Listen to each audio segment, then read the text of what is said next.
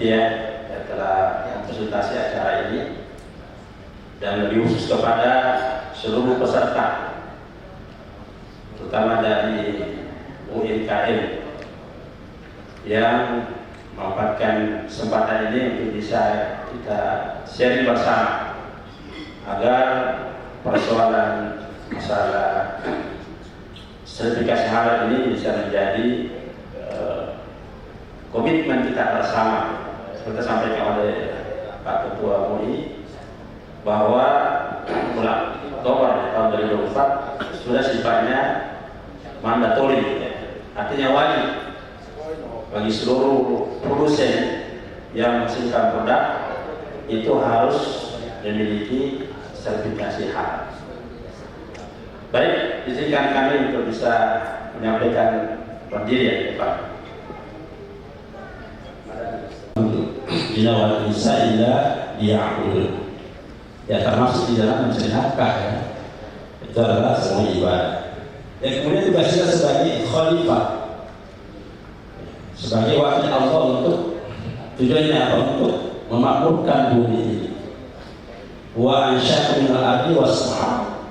Ya. Jadi memakmurkan bumi, bagaimana kita sejahtera, bisa makmur, sehingga kita bisa melaksanakan perintah Allah dengan baik, dengan hidup yang makmur. Jadi pada dasarnya Islam tidak mengendaki kita hidup susah atau hidup miskin, tapi harus hidup makmur. Itulah fungsi khalifah. Oleh itu Allah Subhanahu wa Ta'ala dalam menjalankan tugas kita ini diberikan namanya petunjuk, yaitu petunjuk Al-Quran dan As-Sunnah. Jadi kalau selamat ikuti petunjuk itu, Al-Quran dan As-Sunnah. Taktubikum amrayni kama satulima dan talidu abada. Kita Allah wa sunnati Rasulullah SAW. Nah, kemudian diberikan wasilah ini. Allah telah mengaruniakan bumi itu manusia. Ya. Walladzi khalaqakum ma fil ardi jami'a. Semua itu manusia kan dikelola sumber-sumber dari alam ini untuk kemaslahatan kehidupan manusia. Itu ya. Jadi Allah menentukan apa saja yang di langit di bumi untuk kita kalau dengan lebih baik. Tapi harus sesuai dengan aturan Allah, ya, aturan syariat. Kemudian sampaikan mana karakteristik Islam ini. Islam ini adalah aturan yang sempurna, semuanya diatur. Baik masalah tauhid, ya, masalah akidah, masalah ibadah, masalah akhlak, termasuk menyangkut masalah bisnis itu diatur dalam Islam. Sehingga kita diberikan Subhanahu wa Ta'ala seragam Islam secara keseluruhan.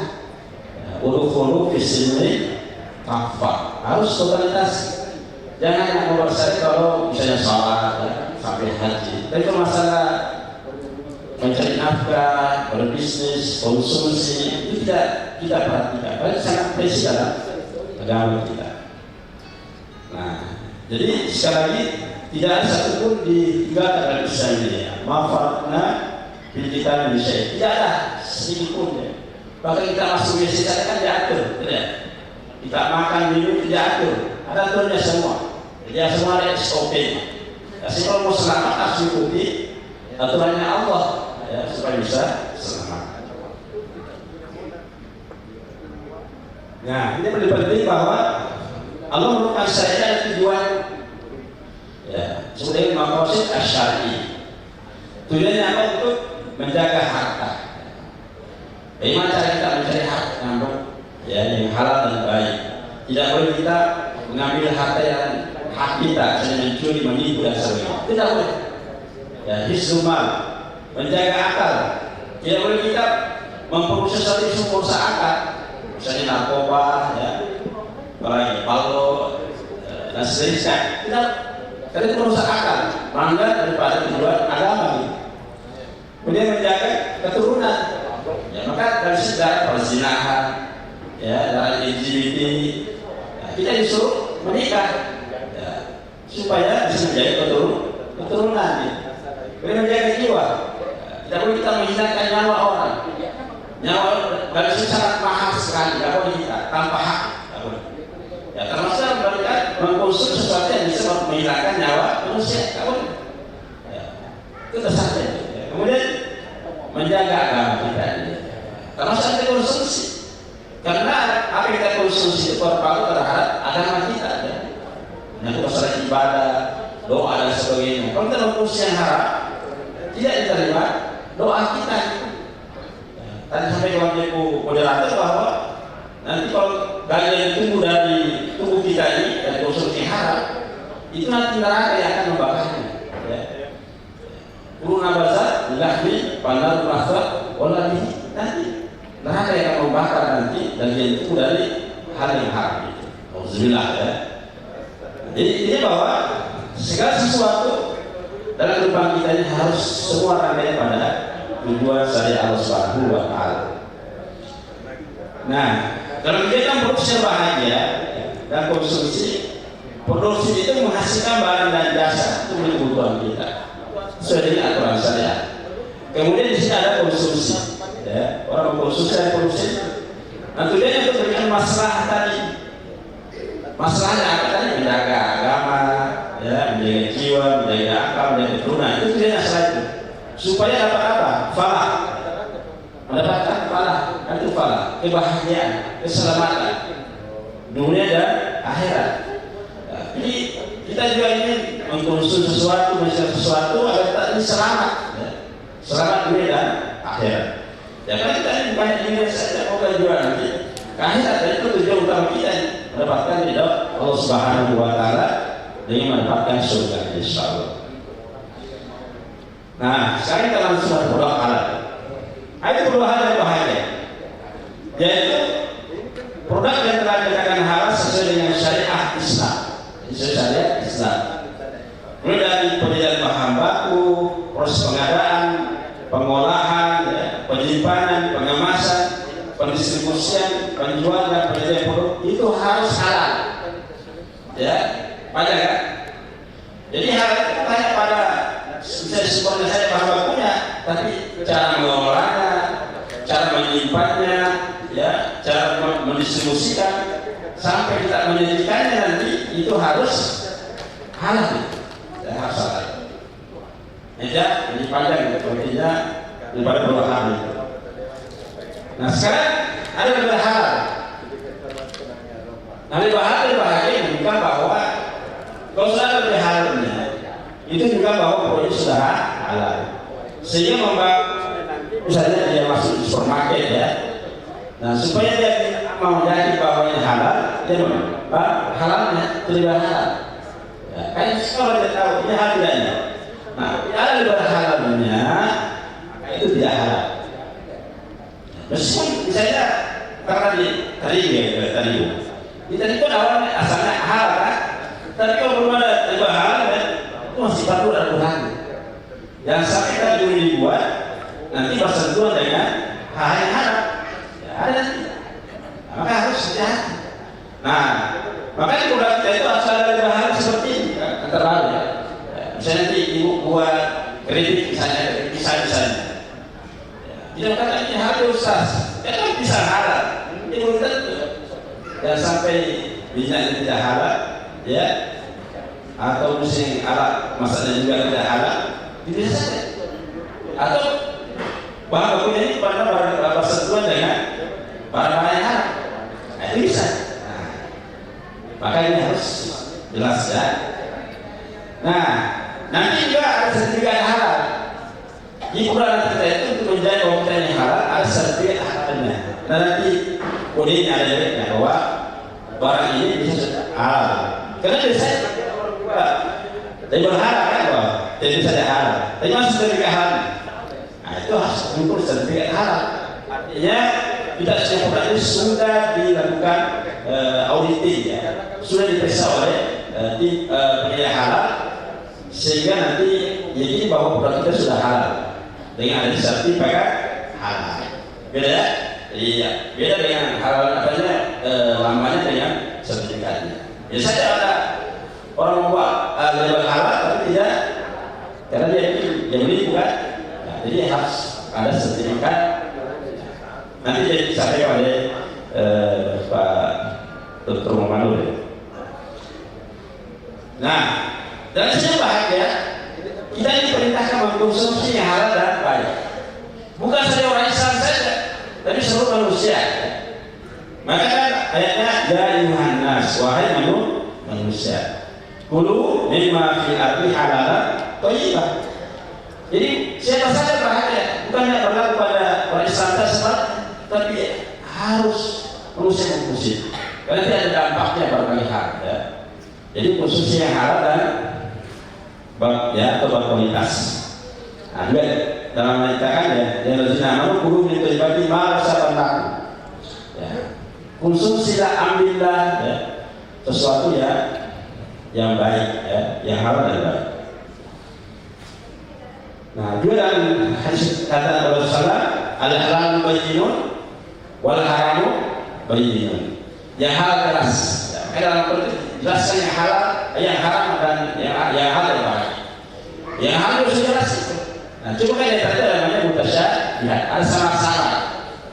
Nah, kalau kita mau aman, ya, maka hindari namanya sama-sama itu sesuatu yang abu-abu ya. Ya, supaya terjaga kehormatan kita, terjaga agama kita.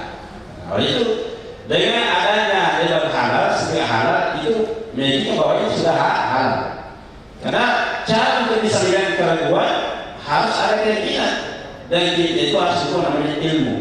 Ya. Dengan ada sertifikat halal, maka pastikan bahwa insya Allah produk sudah halal. Maka harus pastikan ya, supaya nanti bisa dan bahwa ini halal atau haram.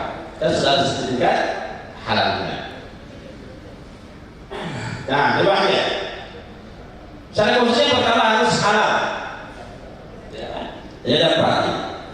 Pertama halal sesatnya, cara memperolehnya, halal proses pengolahannya dan halal penyajiannya. Didapat. Tidak sesat ya, sesat. Oke. Nah, hal yang saja bahagia.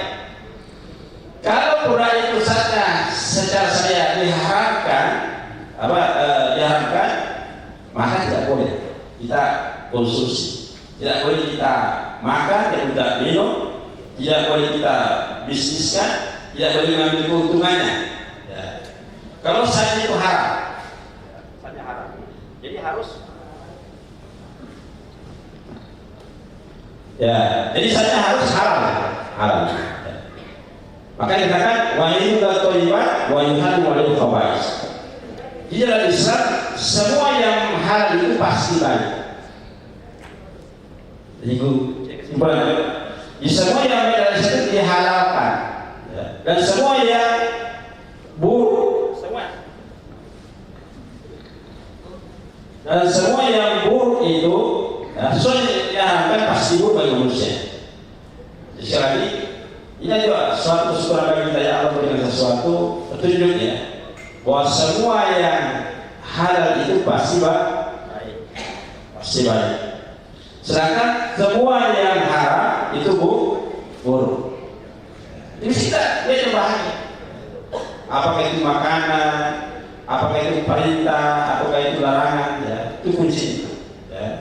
Bahwa semua yang pasti baik, semua diharapkan pasti buruk. Nah, kemudian kedua cara mendapatkannya, ya, cara mendapatkannya. Jadi meskipun itu saatnya halal, tapi kalau cara mendapatkannya dilarang, ya. Sekali lagi, kalau meskipun itu sumber saatnya halal, kalau cara mendapatkannya itu dilarang oleh saya, maka dia haram juga. Ya. Apa contohnya kira-kira? Ya. Misalnya kita mencuri ya. Misalnya kita mencuri kambing misalnya. Kambing kan saatnya halal, tapi kalau cara mengambil kambing dengan cara mencuri, ya itu nggak boleh. Sudah ya. Misalnya kita pinjam uang misalnya. Uang itu asalnya adalah halal, betul ya? Tapi kalau kita melakukan dengan cara riba, dengan cara sogok menyogok, ya, dengan cara menipu orang, nah itu tidak boleh. Karena caranya yang salah. Ya, misalnya kita sebagai pedagang ya, menimbang jualan, kita kurangi takarannya, ya. Ya, kurangi sukatannya, maka itu benar. Karena apa? Caranya biasa, biasa. Ya jelas.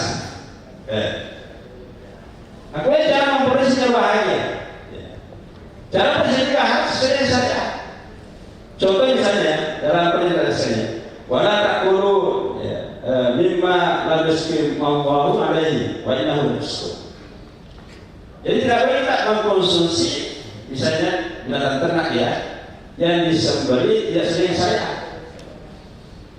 Itu cara prosesnya. Dan kita berbahagia, hampir semua ya tukang sembelih itu ya apakah itu memotong ayam, memotong sapi, hewan ya, PH atau juga di masyarakat kita ya, itu hampir tidak sesuai dengan aturan-aturan syariat. Yang biasa bagaimana cara sembelih yang halal ya. Maka kita ada pelatihan dan sertifikasi namanya juleha, juru sembelih halal. Juleha.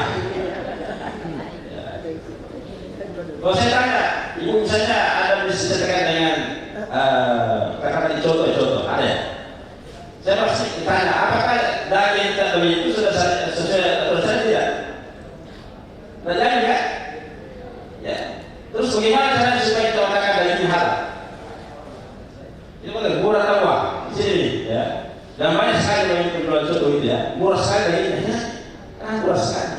Ya, alhamdulillah ya banyak sesuatu tidak jelas. Jadi kita pastikan bahwa dia halal ayamnya, halal daging sapinya, maka pastikan RPA itu harus punya sertifikat halal. Begitu. Kalau misalnya penjual ayam sertifikat halalnya, itu dipastikan tidak halal. Karena dia belum paham bagaimana cara memotong ayam secara sesuai dengan syariat.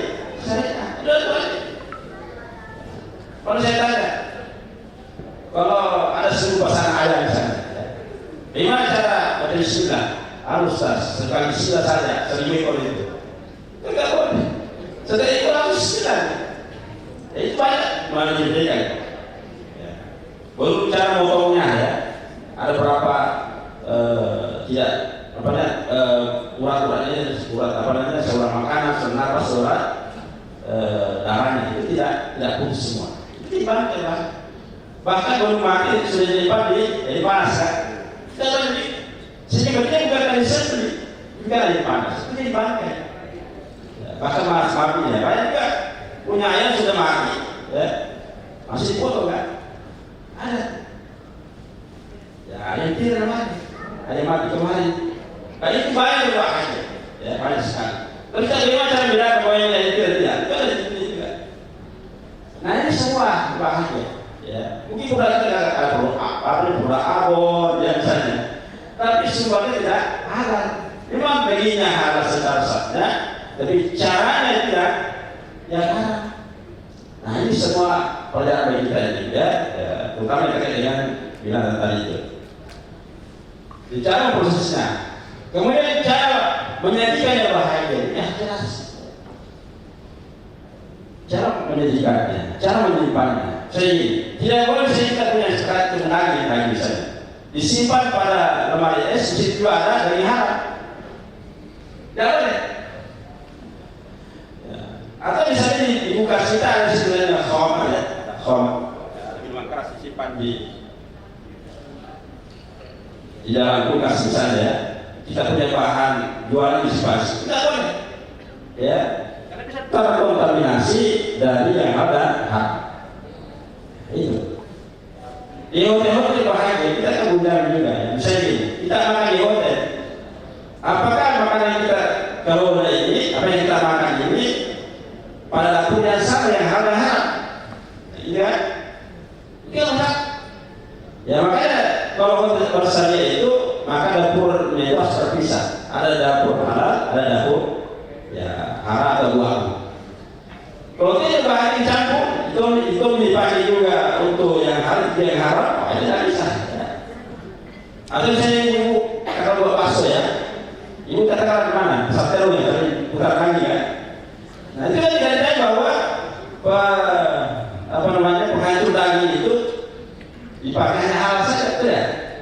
pasti juga yang halal juga kan, mungkin dari kacang, dari kucing, dari tikus, ya, iya, iya, ini dalam cara proses juga dengan sulit. Tidak bisa dikatakan yang penting ada yang halal, terserah mau tempatnya, mau alatnya, tidak bisa. Ya, itulah betapa kalau kita sudah halal, betul-betul dijamin kualitas kita punya produk itu. Ya. Nah, kemudian harus koin ya bahaya, itu harus koin, harus baik.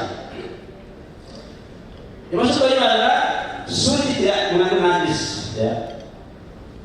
Ya, misalnya kita buat makanan ya, tidak boleh nanti saya kalau di di survei ya, tidak boleh kita membuat makanan itu dekat dengan WC. Ya.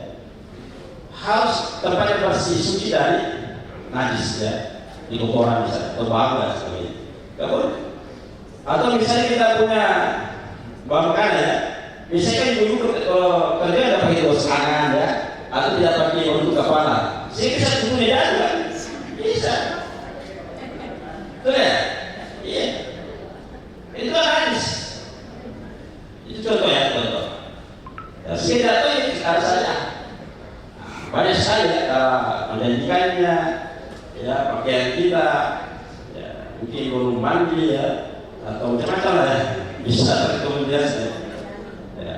Sesuatu saja yang lesat dan layak dikonsumsi ya, jadi layak dikonsumsi. Tidak bisa kesemu itu halal itu makanan. Kalau tidak layak, sudah layak ya, tidak boleh kita jual atau makan. Saya sudah keluarsa, ya. Ya, maka tadi itu seperti di Singapura ya, di Jepang. Kalau sudah ada pembagian luarsa, itu langsung hilang. Atau tiba-tiba dia orang kasih, ini tidak boleh.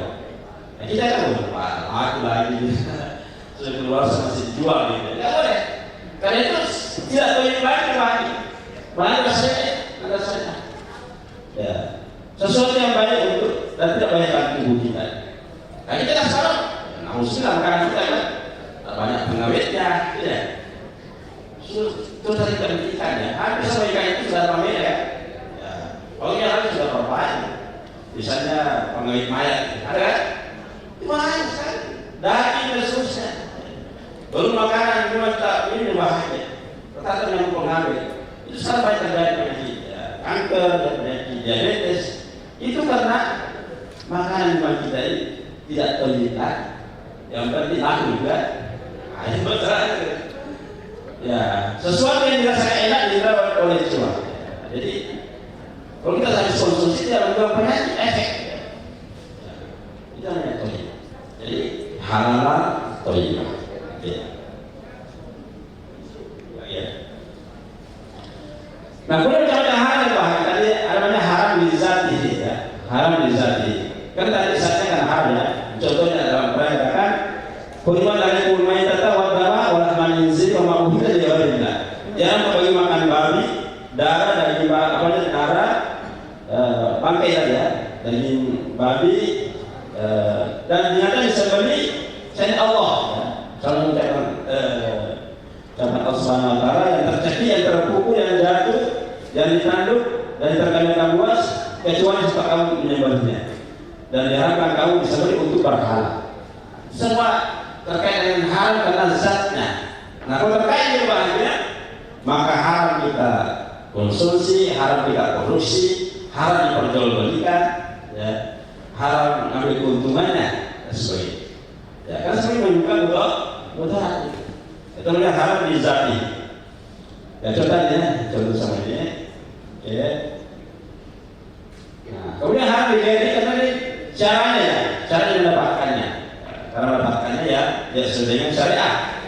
Nah, contoh misalnya ini ya, misalnya bangkai tadi ya, ini ada tanpa baca bismillah, maka nama haram yang perlu dari usaha yang zalim, misalnya mencuri, riba, korupsi dan sebagainya, ya, atau semua makanan firman yang tercampur najis, ya, itu cara, itu haram karena cara, maka harus dihindari.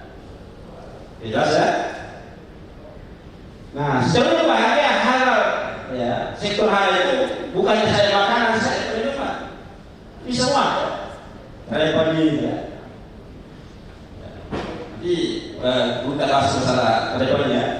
media, kreasi, ya udah tempat masjid di situ, masalah bagaimana ibadah dijaga, ya farmasi, kosmetik ya, tapi kosmetik saja. Apa kita kosmetik ini dijamin ya? Banyak itu sebenarnya dari yang haram, tidak tahu. Maka bicara bahan yang kosmetik ya kan, ya dipakai untuk cantiknya padahal barang haram kita gunakan. Hal itu produksi, maka itu harus dijaga dengan baik. Pendidikan, ya, hal hukum, makanan dan keuangan. Termasuk keuangan ya, Pak. Misalnya ibu-ibu, bapak sekarang saya mau ambil apa namanya usaha ya, mau pinjam dana atau modal, itu tidak boleh ke bank konvensional, harus ke bank syariah. Tidak boleh itu ada riba, menekan bunga. Masa bisnis yang halal tapi sebenarnya mulanya dari haram nggak boleh, itu riba. Maka harus datang ke bank syariah. Sekarang sudah alhamdulillah sudah berkembang ya. Passion juga ya. Jadi pakai itu ya bahannya tidak dipastikan hal. Ya. Contoh saya kancinya, kanci itu ada dari ulama-nya. Jadi pastikan. Maka juga kalau bisa nanti passion itu harus senjata halal tidak. Harus ada. Bang mobil misalnya. Apakah itu mobil kita itu halal tidak? Jangan sampai milik dan bagi. Ya, tidak tahu. Ya, kemarin juga sertifikat mobil harus ada sertifikat halnya. Itu ya. Iya begitu. Jadi jangan makanan saya itu di rumah ya. Semua gitu ya. Ya, ada juga masalah budaya ya, dan masalah seni ya. Nah, apa manfaat makanan dan khususnya yang berbahaya? Yang pertama bahwa makanan hidup tidak was-was kan? Kan saya makannya hal tidak ya. Dengan hal alhamdulillah kita bisa tenang. Konsumen kita juga akan tenang ya. Orang kita juga akan tenang. Bahwa ini halal ya. Tidak ada keraguan, tidak syak itu. Yang kedua ya, sehat sekali doa. Ternyata bahagia. Sesuatu yang kita konsumsi yang haram itu baru menunjukkan penyakit. Ya. Contoh misalnya, katakanlah dari babi ya. Itu sudah jadi. Ya. Banyak yang berbahaya bisa ada cacing pitanya ya. Baru juga babi itu bisa mengenai karakter seseorang, ya bisa. Dan berbagai penyakit berbahaya dari konsumsi haram, ya. Termasuk bangkai, darah, ya. Itu semua jadi penyakit, ya, termasuk dalam tubuh kita. Ya. Kemudian mendapatkan Subhanahu wa Ta'ala. Ya. Jadi yang kita selalu konsumsi halal, sebenarnya dijaga oleh Allah Subhanahu wa Ta'ala dari berbagai macam kemudaratan, ya. Ya. Tentu juga menjaga dari keimanan kita. Kalau kita khusus yang haram, ya, contoh saya minta mengambil bukan hak kita, kita berdagang. Tadi yang saya dapatnya haram tadi. Pasti kita selalu merasa tidak nyaman kan, selalu merasa was-was ya. Keimanan kita semakin lemah kita, mengkhususi dari yang haram. Ya, kemudian rezeki beri mendapatkan keberkahan. Kita keberkahan, anak kita bisa rajin ibadah, berkat pada Allah ya. Suasana rumah merasakan kenyamanan, kebahagiaan dari konsumsi yang halal. Nah, dan juga masyarakat hidup sejahtera dan berbahagia. Karena banyak proyek yang haram di masyarakat, narkoba ya, minuman keras dan sebagainya. Itu akan merusak daripada mental masyarakat. Ya, dari kredibilitas, estetika semakin turun kualitasnya. Itu karena konsumsi dari yang haram. Ya. Orang-orang yang atau orang tua yang memberikan nafkah yang haram kepada anaknya itu berbuat pada hartanya. Ya. Sehingga lahirkan keluarga yang hartanya jelek dan semuanya yang haram. Ya, itu contohnya. Karena berpengaruh pada masyarakat. Nah, apa dampaknya bahagia kepada orang kaya? Ya. Apa dampaknya? Pertama, memberikan ketenangan khusus. Ya, alhamdulillah ini halal ya. Saya kosmetik ini halal ya. Ini samakan halal ya. Ini pakai saya halal dan sebagainya.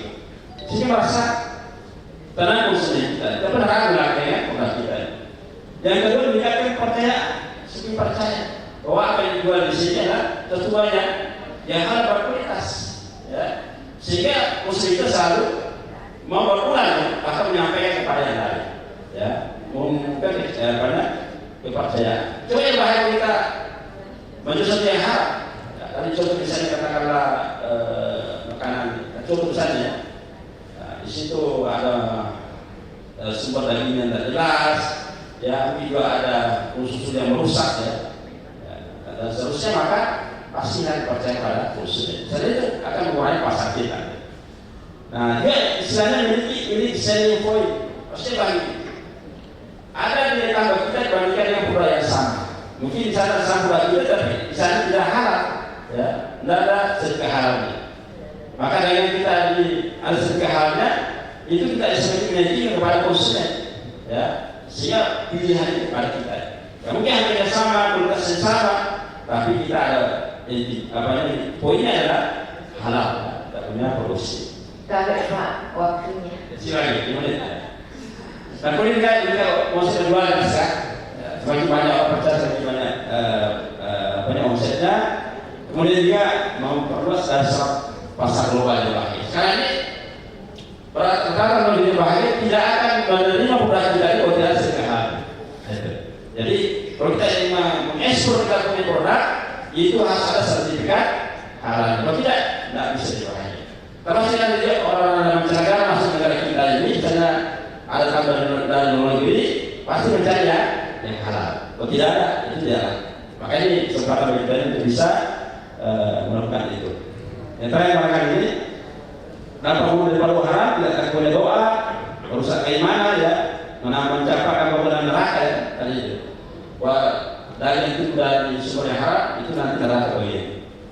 Nah, boleh mengeraskan hati. Kan terusnya ya haram hati keras, pasti keras. Nah, kemudian merusak masyarakat dan juga merusak tatanan ekonomi. Ya. Tatanan ekonomi ya terkait dengan masalah-masalah yang akan dalam syariat. Jadi jawaban terakhir, pada prinsipnya segala sesuatu adalah boleh, kecuali ada larangannya. Jadi terkait masalah konsumsi semuanya halal, kecuali kalau ada larangannya. Penghalalan dan pengharaman adalah yang Allah Subhanahu wa Ta'ala bersunnah, sesuatu diharamkan karena beri mudarat, ya. Sedangkan yang halal bukan maslahat. Yang haram adalah haram untuk semua, ya. Darurat membuatkan yang terlarang boleh apa menjadi boleh. Karena itu ada namanya waktu darurat, ya. Jadi yang haram bisa jadi halal, tentu dengan batasan-batasan tertentu. Saya kira sebagai pengantar kita diskusi akan menjadi inspirasi agar kita bisa mudahan dalam membuat produk kita ini senantiasa perkembangan aspek kehalalan dan toyibannya, insyaallah. Demikian kita dimuliakan. Assalamualaikum warahmatullahi wabarakatuh. Waalaikumsalam warahmatullahi wabarakatuh. Tidak harus dulu memakai yang pertama. Terima kasih Bapak Ibu peserta diskusi hari ini. Selanjutnya kita akan dengarkan komentarnya yang kedua dari Muhammad Nur SPDI SEFN. Ya, kepada Bapak kami persilakan dengan waktu ya 30 menit.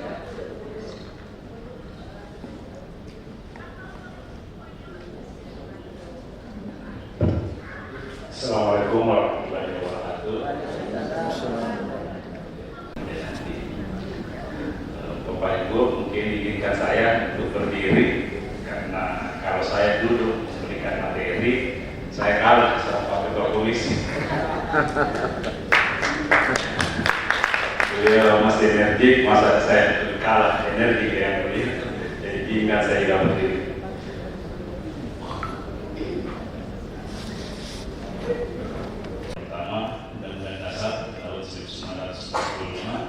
Pasal 29 ayat 2 bahwa negara menjamin setiap warga negara untuk memeluk dan beribadah sesuai dengan agama dan kepercayaannya masing-masing. Dasar itulah maka terbitlah suatu undang-undang yang namanya Undang-Undang Nomor 33 Tahun 2014 tentang jaminan produk halal, dan undang-undang ini sangat merubah ekosistem terkait sertifikasi halal di Indonesia. Dan kemudian ada lagi turunan dari pembaharu dari Undang-Undang Nomor 33 itu Undang-Undang Cipta Kerja Nomor 11 Tahun 2020, dan yang terbaru ada lagi Perpu Nomor 2 Tahun 2022. Nanti kita bahas sedikit terkait itu. Ini nama saya Muhammad Nur. Saya kebetulan sebagai Sekretaris Satgas Halal di Kementerian Agama Provinsi Sulawesi Selatan. Satgas Halal ini merupakan perpanjangan tangan dari BPJPH, yang dimana dalam Undang-Undang Nomor 33, negara membentuk suatu badan yang mengurusi khusus terkait sertifikat halal yang namanya Badan Penyelenggara Jaminan Produk Halal, di mana untuk membantu BPDPH di setiap wilayah Indonesia maka dibentuklah satgas-satgas yang ada di setiap provinsi. Dan kebetulan saya adalah sekretaris halal, satgas halal, dan beralamat di Jalan Duri nomor 53, Kota Makassar. Berbicara terkait halal, pasti kita harus mengerti dulu apa sih pengertian dari produk halal. Produk halal adalah barang atau jasa yang terkait dengan makanan, minuman, obat, kosmetik, produk kimiawi, produk biologi, produk rekayasa genetik, serta barang gunaan yang dipakai, digunakan, dan dimanfaatkan oleh masyarakat yang telah dinyatakan halal sesuai dengan syariat Islam. Ini tadi sudah dikupas terkait masalah produk. Ada makanan, ada minuman yang terlihat di depan kita, terus ada kosmetik, ada produk kimiawi, ada produk rekayasa genetik, ada produk biologi. Biologi itu yang kemarin vaksin. Produk rekayasa genetik sekarang ini sudah berkembang, bahkan ada tanaman yang sudah ditambahkan dengan DNA babi. Sekarang ini berkembang dan itu wajib semua nanti untuk sertifikasi halal. Sedangkan sertifikat halal adalah pengakuan kehalalan suatu produk yang dikeluarkan oleh Badan Penyelenggara Jaminan Produk Halal atau yang biasa disingkat dengan BPDPH berdasarkan fatwa halal tertulis yang dikeluarkan oleh Majelis Ulama Indonesia atau Komite Fatwa Produk Halal. Ini terkait Undang-Undang yang baru Perpu nomor 2 tahun 2022. Ini tadi sudah usah perjelas, tadi sudah dijelaskan secara gampang. Yang diterapkan adalah bangkai, darah, babi, dan hewan yang disembelih dengan menyebut nama selain Allah. Pertanyaan sekarang, ibu-ibu ke pasar apa yang pertama ditanyakan kalau beli ayam? Pasti kelapa. Tidak pernah bertanya siapa potong, apakah dia muslim atau non muslim, terus apakah dia menyebut 6 orang ketika menyembelih, apakah ayam yang dipotong tersebut tidak tergolong bangkai, karena ada juga banyak di pasar itu sudah dipotong sesuai dengan syariat, yang potong juga orang muslim, tetapi langsung direbus. Itu banyak. Karena mungkin banyak pesanan, jadi biar cepat, jadi langsung direbus, jatuhnya bangkai harus di. Tadi sudah dijelaskan juga hadis bahwa yang haram itu sudah jelas dan yang haram itu, yang halal itu jelas dan yang haram itu jelas, dan di antara keduanya ada perkara-perkara yang sama-sama atau yang suka. Tadi secara syariat ayam halal. Daging ayam termasuk perkara yang sama. Dibutuhkan kejelasan siapa yang memotong, apakah dipotong dengan mengucap nama Allah atau tidak, apakah ayam tersebut bukan bangkai. Untuk memperjelas perkara-perkara yang sama-sama tersebut dibutuhkan adanya sertifikat halal yang menjamin mulai pengolahan bahan sampai penyajian itu halal sesuai dengan syariat Islam. Ini Presiden tadi yang mewakili wali kota bahwa Presiden itu berharap di tahun 2024 Indonesia menjadi pusat industri halal dunia, dan insya Allah itu kita akan capai di tahun 2024. Produk-produk yang ada di Indonesia itu menjadi pusat trendsetter produk halal di dunia. Ini Menteri Agama meyakini terus mendorong kerjasama produk halal di tingkat global, sebab pemerintah memiliki cita-cita memberikan halal di Indonesia untuk masyarakat dunia. Saat ini Kementerian Agama sudah bekerjasama dengan hampir sekitar 30 negara untuk masalah sertifikat halal. Jadi tenang, begitu pasar terbuka, produk-produk kita bisa akan masuk keluar negeri dengan adanya sertifikat halal. ini Kepala Badan BPDPH untuk pengurusan sertifikat halal itu dibuat dalam bentuk layanan digitalisasi. Jadi memudahkan pelaku UMKM ketika ingin bersertifikat halal tidak perlu datang ke kantor Kementerian Agama, tetapi cukup mengurus melalui rumah saja secara online. Yang perlu diperhatikan ketika Bapak Ibu mengurus secara online harus memiliki kuota atau jaringan internet. Karena kalau tanpa itu tidak bisa apa-apa, karena semuanya bentuk digital. Ini adalah website resmi ketika pelaku usaha ingin mendapatkan sertifikat halal melalui http ptsp.halal.go.id atau yang biasa kami kenal dengan Si Halal. Tetapi ketika Bapak Ibu mencari di halaman website, di kata kunci di Google, cari Si Halal, dapat yang ini. Bukan yang ini adalah website yang tidak resmi terkait pengurusan sertifikat halal. Tadi Pak Kiai sudah mengatakan bahwa tanggal 17 Oktober 2024 adalah batas penahapan untuk makanan, minuman, dan jasa sembelihan. Harapannya semua produk tersebut di tanggal 17 Oktober 2024 itu wajib bersertifikat halal. Tadi sudah dijelaskan akan ada sanksi administrasi, teguran, ada pidana atau kurungan, denda atau pencabutan produk pelaku usaha beredar di pasaran. Itu jelas undang-undangnya, aturannya. Kewajiban sertifikat halal itu produk yang masuk, beredar, dan diperdagangkan di wilayah Indonesia wajib bersertifikat halal sesuai dengan Undang-Undang Nomor 33 Tahun 2014. Ibu-ibu kan sering bertanya, apakah kalau saya menyiapkan pisang goreng ke suami saya, apakah wajib bersertifikat halal juga? Hah? Ada bilang wajib, ada bilang tidak. Kalau untuk dikonsumsi pribadi tidak, tetapi kalau pisang goreng tersebut dijual untuk masyarakat, maka kewajibannya kena.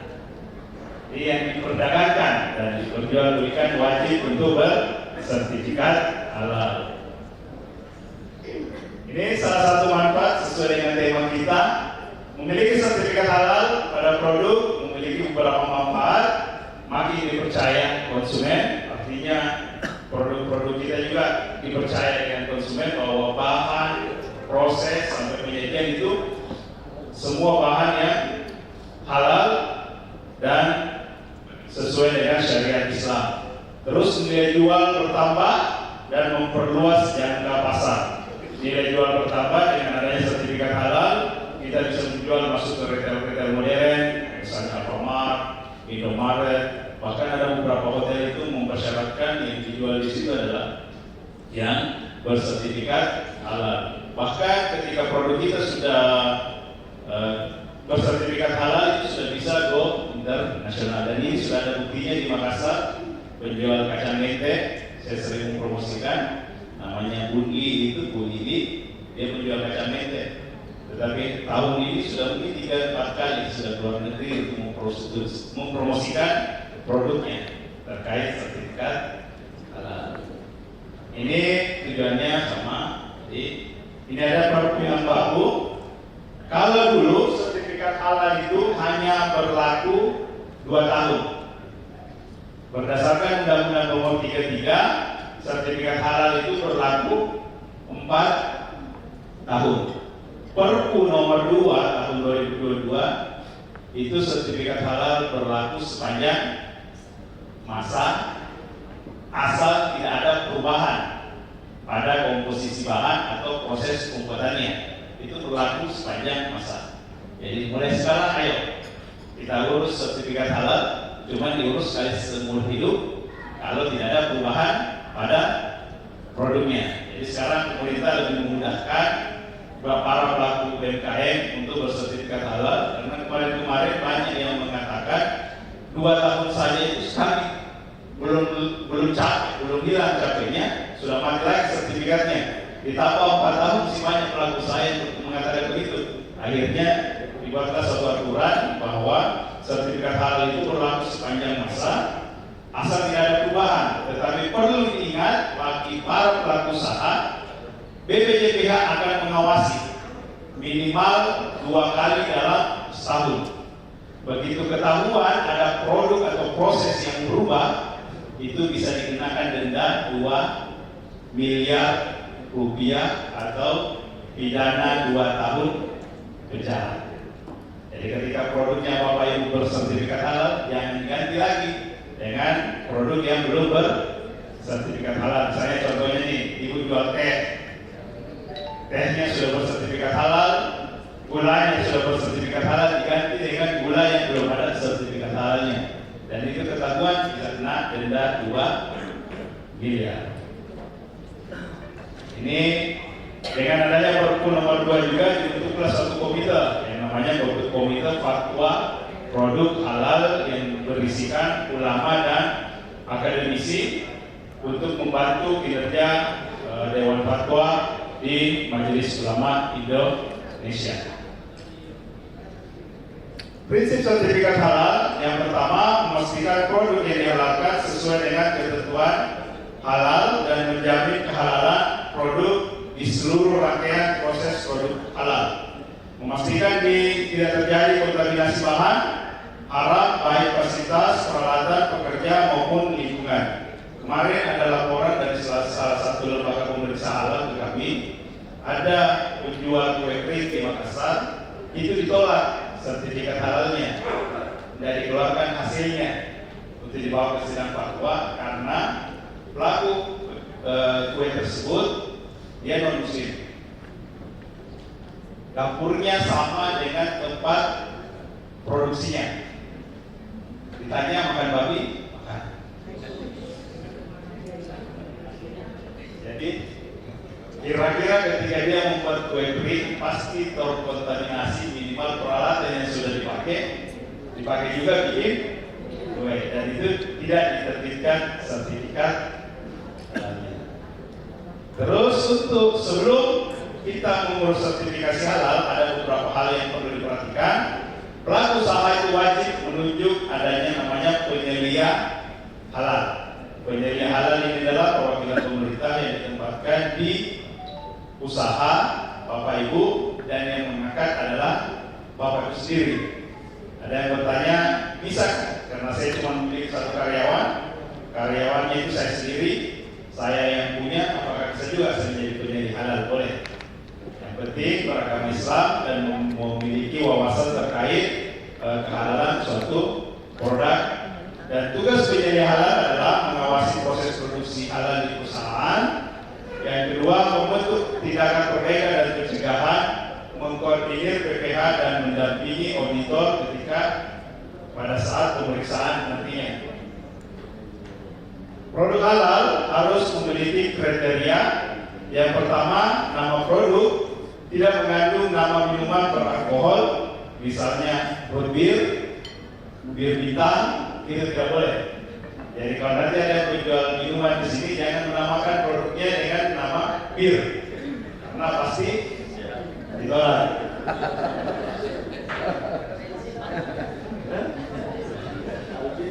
Bir lain. Karena ini yang ini. Tapi ada pengecualian Pak Kiai. Ternyata kalau bir peletok itu bisa, karena sudah dianggap budaya orang Betawi. Tetapi kalau bir yang pemenamannya yang dimaksudkan ke minuman haram itu tidak bisa.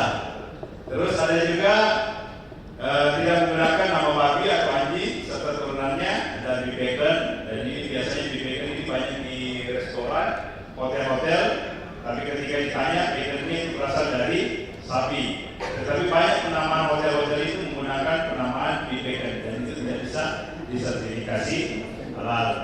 Terus tidak bertentangan dengan akidah Islam, tidak mengubah pada hal-hal yang menimbulkan kekufuran dan kemaksiatan, tidak menggunakan kata yang berkonotasi vulgar atau porno. Misalnya di sini kritik gender, kredit itu tidak bisa. Apalagi kalau Bapak Dewan tadi mengatakan kredit janda pirang, ada juga lale, tidak bisa. Terus bentuk produk tidak menggunakan bentuk babi atau anjing, tidak menggunakan bentuk produk kemasan atau label yang menggambarkan sifat erotis, vulgar dan porno. Kemarin juga di Jawa ada ditolak keripik, tetapi dia namanya keripik bikini. Gambarnya juga orang pakai bikini, tidak bisa. Keripik cerita kan juga erotis, jadi bisa. Terus pengemasan produk wajib menggunakan bahan pengemas yang tidak terbuat dari atau mengandung bahan yang tidak halal. Harus mendesain kemasan, tanda, simbol, logo, nama dan gambar yang tidak menyesatkan atau melanggar syariat Islam. Terus pelaku usaha ketika ingin bersertifikat halal harus memberikan informasi secara benar dan jelas dan jujur. Misalnya tadi dapurnya harus terpisah, apakah tidak menggunakan peralatan yang terkontaminisasi, harus jujur. Memisahkan lokasi, tempat dan alat penyembelihan, pengolahan, pengemasan, pendistribusian produk halal dan tidak halal. Memiliki penyedia halal dan melaporkan perubahan komposisi bahan kepada badan penyelenggara jaminan produk halal. Ini pusat layanan sertifikat halal. Ini adalah kantor BPJPH di Jakarta.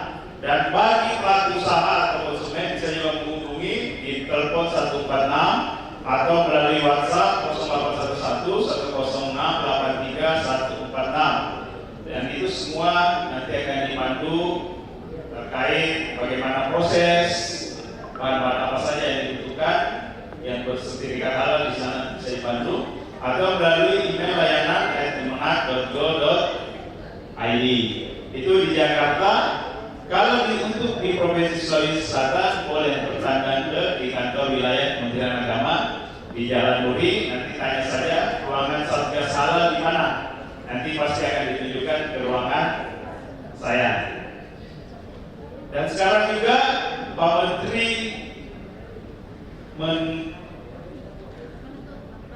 itu kenapa harus kawah? Sekarang kawah itu sudah direvitalisasi. Artinya sudah dikembalikan marwahnya, bahwa kawah tidak hanya mengurus pernikahan. Kawah sekarang mengurus segala aspek keagamaan, mulai layanan konsultasi keagamaan boleh datang ke kawah, mau mengurus zakat, wakaf boleh datang ke kawah, mau bimbingan perkawinan juga boleh datang ke kawah, apalagi mengurus sertifikat halal sudah bisa datang ke kawah. Ini sesuai dengan arahan Menteri Agama. Kawah itu harus direvitalisasi untuk meningkatkan kualitas umat beragama, untuk memperkuat peran kawah dalam mengelola kehidupan beragama, untuk memperkuat program dan layanan keagamaan, dan untuk meningkatkan kapasitas kelembagaan kawah sebagai pusat layanan keagamaan. Jadi bukan hanya mengurus pernikahan. Kalau ditanya di sini berapa kali Bapak Ibu ke kawah? Baru 1 kali. Pada saat apa? Pas mau menikah. Dan mengurus di kawah itu, kalau menikah di kawah biayanya berapa? 0 rupiah. Yang bayar itu kalau di luar kawah biayanya 600.000 rupiah. Terus transformasi layanan termasuk tadi adanya layanan sertifikat halal.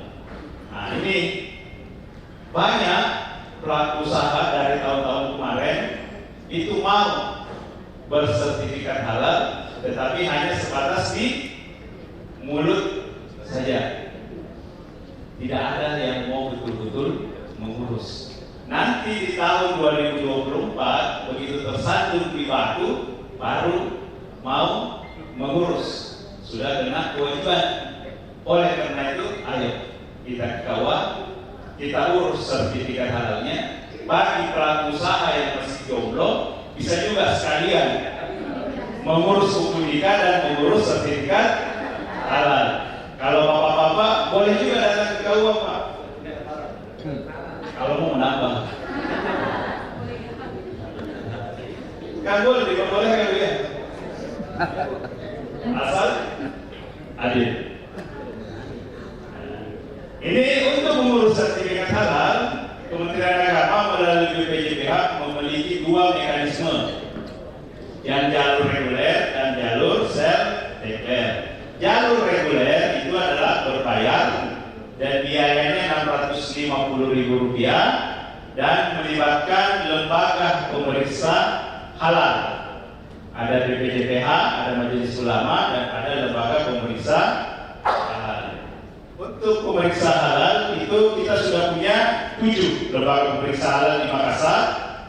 Ada LPPMUI, ada Surveyor Indonesia, ada Sukopindo, ada Balai Besar Hasil Perkebunan Mineral atau biasa disingkat dengan BBAPMM, itu di Jalan Desul Basalama, di situ kantornya. Ada Unhas, Universitas Hasanuddin, ada UIN Alauddin, dan yang terakhir adalah Pusjila. Itu adalah lembaga-lembaga pemeriksa halal yang akan memeriksa melalui jalur reguler. Ini nanti dilihat, kalau ada yang ingin lebih dalam terkait reguler nanti bisa hubungi saya, karena kalau saya jelaskan ini takutnya tidak cukup waktunya.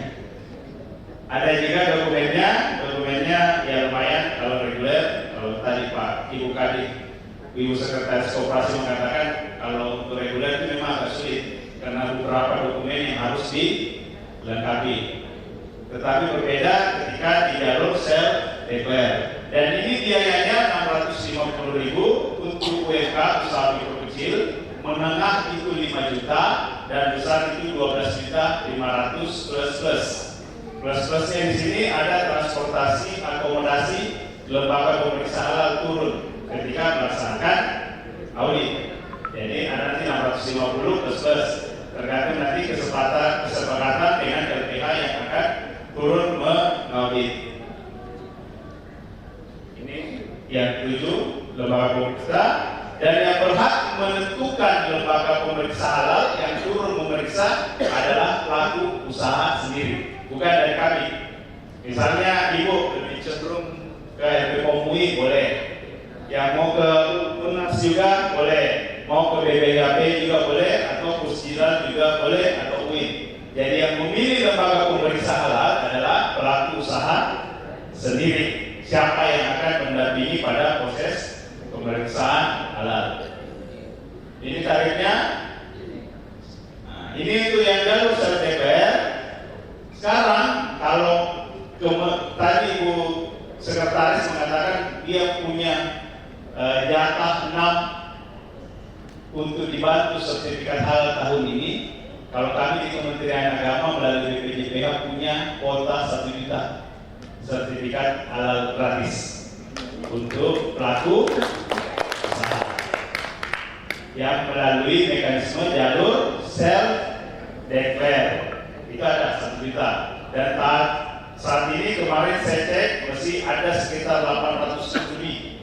Sekarang sudah terpakai sekitar 192 pelaku usaha yang mendaftarkan produknya melalui jalur self-declare. Nanti ketika masuk isi halal cukup menggunakan kode sehati, sertifikat halal gratis sehati.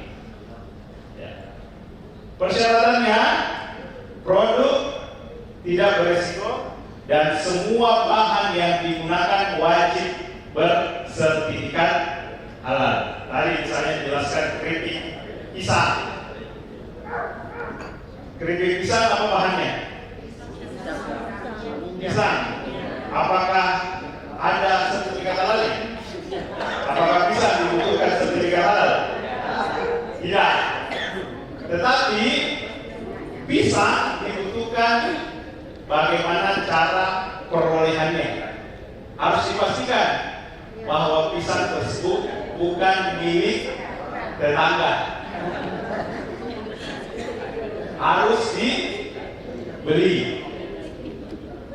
Siapa tahu nanti pisangnya tetangga yang dia mau dipakai jual itu haram karena cara perolehannya yang haram. Jadi pisang tidak perlu sertifikat halal karena dia termasuk bahan alami, bahan nabati.